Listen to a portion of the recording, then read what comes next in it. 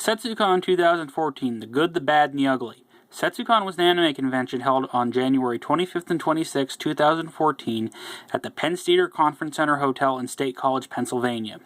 Setsucon was actually my first anime convention the first year they had it in 2007. I'm a long-term attendee of the convention. I've attended every year, but unfortunately I've had some mixed results with this convention. I've seen some good years, I've seen some bad years when attending it, so I was interested to see how this convention would turn out because they announced a very large guest list. So let's see what was good about the convention. So the good parts. The con staff was very upfront about the travel issues they were having with the guests. 4 guests had travel issues, 2 never made it to the con, and 2 made it late Saturday, Sunday morning to the con. And they were very upfront and very honest, and they were dealing with the situation the best they could, which was a nice improvement. They expanded the dealer's room space for this year, which was a serious marked improvement. Very, very much so. You could move around in there, and the dealer's quality seemed to go up a little bit. They had a very nice dealer that sold Japanese candy. Got myself some green tea Pocky, which was super awesome. And it was just, you could breathe in there. You could move around. The Masquerade just keeps getting better. It had 5 solid skits in it this year. I usually do attend the Setsucon Masquerade, but I don't attend other ones because it's too long. They keep theirs nice and small, and it just went smoothly. And we had several panels submitted to the con, which were accepted. And the good news was we had no problems with staff or equipment this year. Everything arrived on time, all the equipment worked, and we had an adequate level of competent staffing, which was nice. So let's see what was bad. And what was bad about it was they need an online registration system, and they've talked about it. There are several issues preventing them, but they need to do it. They need to do it yesterday. Because some of the checks were not cashed early enough this year.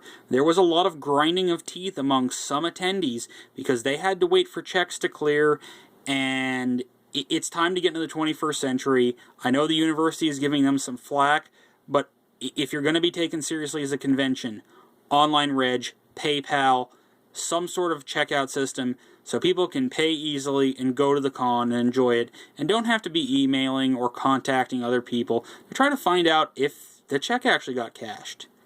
Now we're going to move on to the ugly. What could have been better or should have been better? Okay, what should have been better? The ugly portion. I don't like how this con handles social media, PR management, or external communication in many ways. This con's going to disappear for 6 months after this and suddenly show back up, and while it does not hurt their attendance figures, it really makes us wonder if the convention is going to return every year, because they just disappear off the face of the earth about 2 weeks after this convention ends. And that leads to a variety of issues. What was good this year was the guests were announced reasonably early. I didn't like their work up about 2 weeks before the con, because it just did not seem like they were making enough Facebook posts talking about maybe what was going on, any kind of updates just to reinforce that, hey, it's con time, yay, keep your people interested, keep it in the Facebook feeds. And also, I found in certain areas, external communication could be better. Particularly, we didn't have great communication with panels.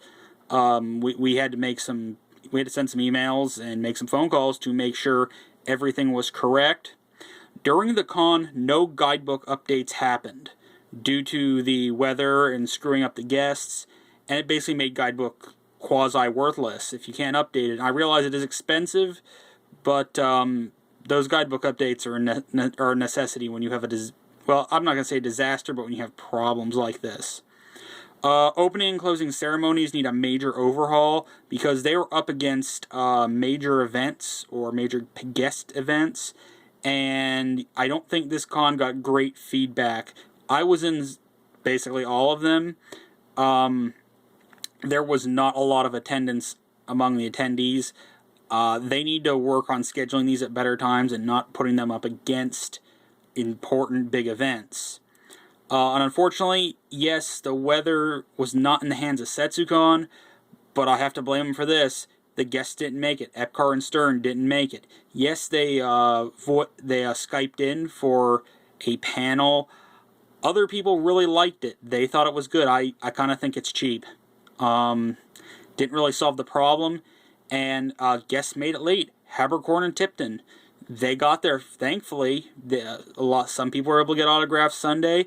Some saw some panels. You know, you're paying a lot of money to be at the con, and that's something I'll discuss a little lower. Host auction. Host auction, the skit was great. It was very entertaining. It was well worth going, but something didn't go right this year. People were not bidding. I don't know if it's the economy. I don't know what caused it, or maybe there were just the wrong people in there. Usually there's a bidding war that goes into the high, mid 100s, if not more. Get close to 500. That didn't happen this year. I don't know why. That might be something they have to look into. And frankly, I did not pay the $35 at the door. I paid $25 pre-reg.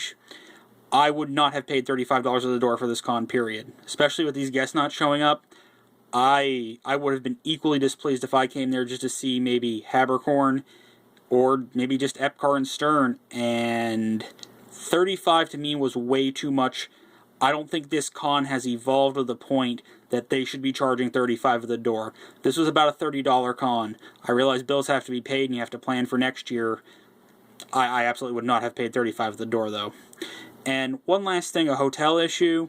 I'd like to see the Penn Stater have delivery menus at the desk. They point you toward an online order site called OrderUp.com.